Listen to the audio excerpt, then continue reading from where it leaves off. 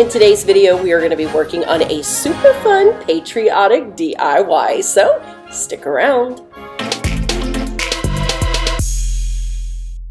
Hey you guys, and welcome back, and a huge welcome to those of you that may be new here. I am Deena, and you have landed at DeeVine DeeZine. On this channel, we do all kinds of fun and crazy things, so I want to encourage you to take a minute to look around. Go to that video tab and take a look at all the different kind of content that we offer here. If you see something that you like, please consider hitting that subscribe button and becoming part of our designer family. And you're going to want to make sure you hit that bell so that you'll be notified every time I upload a new video. Now, come on. Let's get on into today's content.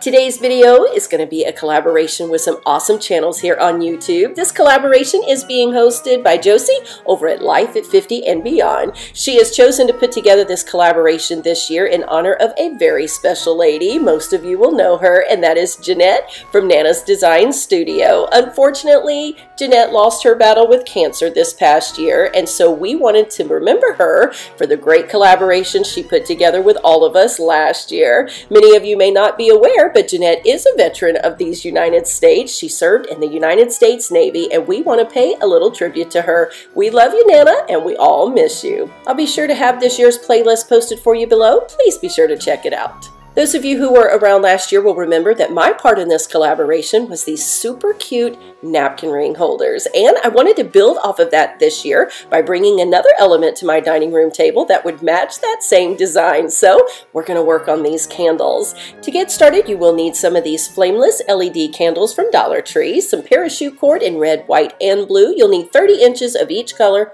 per candle.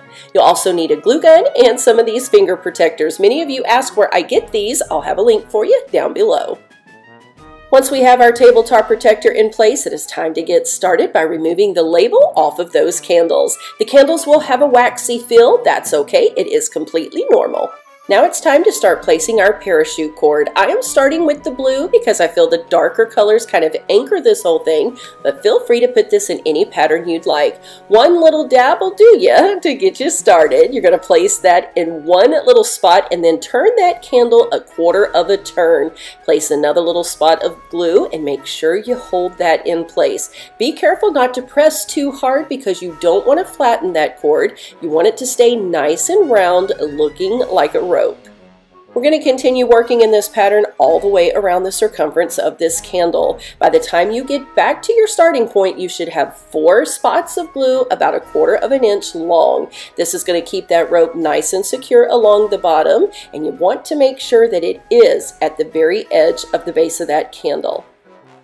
As you begin that second trip around the candle, you're going to want to make sure that you put a little bit of glue right there on that edge where you see that it has frayed just a little bit. This is going to keep it from continuing to fray, and it's going to make it look nice and tailored. Now we're just going to keep working our way around again. You will notice that there is a small space in between, so you can go ahead and put your glue all the way around the candle if you prefer, but it's not necessary as long as you hold it nice and taut as you're working your way around. We're going to go around this candle 3 times with each color.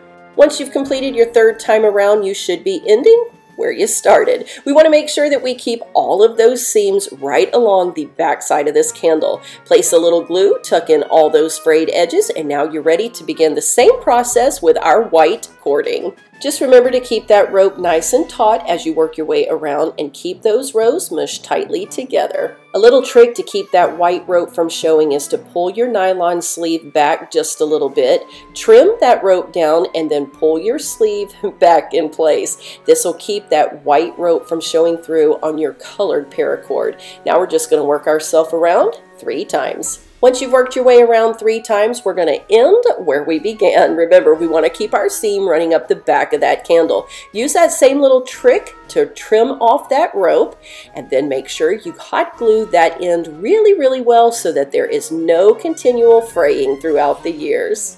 At this point, you'll want to pull away all those little cobwebs that build as you're working with hot glue. Clean it up really well, and this is what you have left. It is beautiful and nicely tailored and looks like you spent a lot of money when you really spent hardly any. I set my candles on top of these white candlesticks from Dollar Tree and then just spruced up the bottom just a little bit with some stick-on rhinestones. Look what a beautiful addition this is to this year's table. If you're interested in that centerpiece, I'll have a link for that posted for you down below as well. And I'm also going to have that collaboration playlist listed. Please make sure that you check out all the other channels. I want to thank all of you so very much for watching.